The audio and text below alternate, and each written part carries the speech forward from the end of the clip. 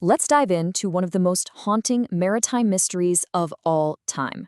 We're going to piece together the bizarre disappearance of 3 men from a remote lighthouse, a case that honestly has left people scratching their heads for over a century.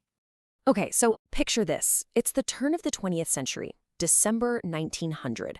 We're on Eilean Mòr, this tiny, windswept little rock in Scotland's Flannan Isles.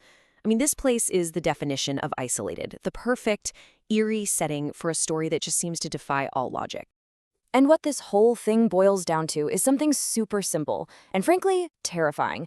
3 lighthouse keepers, men whose job it was to be a beacon in the storm, vanished from this island without a single trace.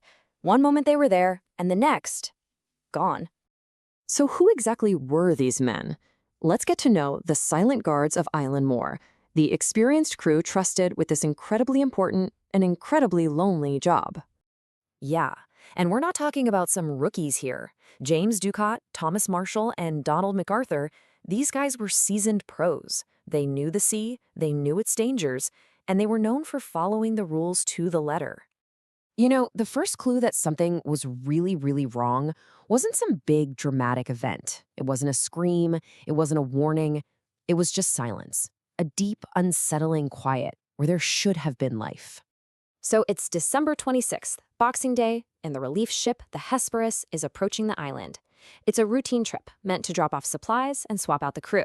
But as they get closer, they notice there's no one there to meet them. And the flag that should be flying, it's not. That's a huge red flag. It just doesn't happen. The captain of the Hesperus is trying everything, right? He's blasting the ship's horn. He even fires off a flare to get their attention. But the only thing that comes back from that island is the sound of the wind. The crew on the ship is just left looking at each other, wondering, what in the world happened here? So someone has to go ashore. A relief keeper named Joseph Moore heads onto the island to see what's going on. And what he finds inside that lighthouse, well, it just makes things even weirder. As Moore walks in, he finds this really bizarre scene. On one hand, things look kind of normal. The kitchen is tidy, the lamps are trimmed and ready to go. But then you see it. The main door is unlocked. And maybe the creepiest thing, all the clocks had just stopped. But the real kicker, the detail that sends a shiver down your spine, is in the kitchen.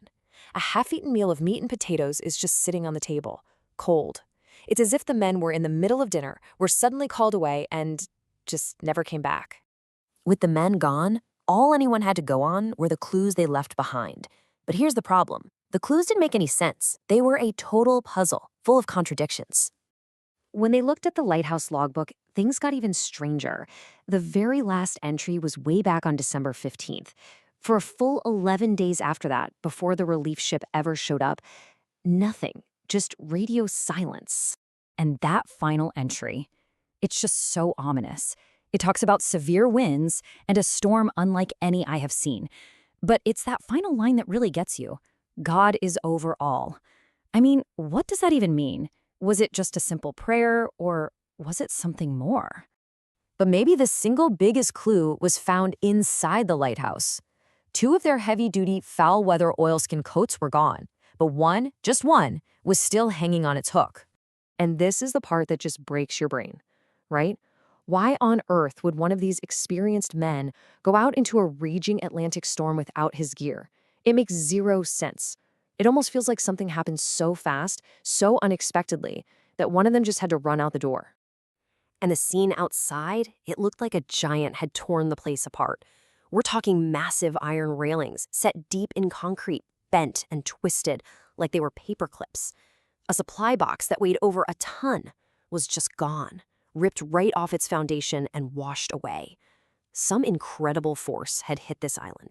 So you've got all this bizarre, conflicting evidence. How do you even begin to explain it? Well, the official investigation came up with a theory, but it's one that people have been poking holes in ever since. Okay, so here's the official story: a rogue wave. The theory goes that 2 of the keepers went out to secure some equipment during a storm, and when they didn't from back, the 3rd guy ran out to help, and then a massive freak wave just washed all 3 of them off the island and into the sea. Sounds plausible, right? But it's got some major problems. First off, there's a golden rule for lighthouse keepers. You never have all 3 men outside at the same time. Ever. Then there's the coat. Why was one left behind? And maybe the biggest issue, weather records showed the really bad storm didn't even roll in until after they stopped writing in the log. The timeline is all wrong. The official story just doesn't quite add up. And so, with no good answers, the story of what happened at Eilean Mòr started to change. It went from being a sad accident to something else entirely. It became an enduring, unsettling legend.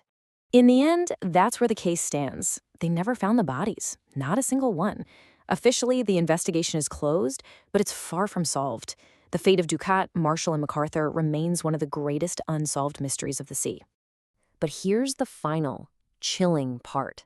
For decades after they vanished, sailors passing that now automated lighthouse reported a strange feeling. They claimed that as they looked up at that lone tower in the dark, it felt as if someone was still inside, watching them. What really happened on that island? That's a question we may never be able to answer.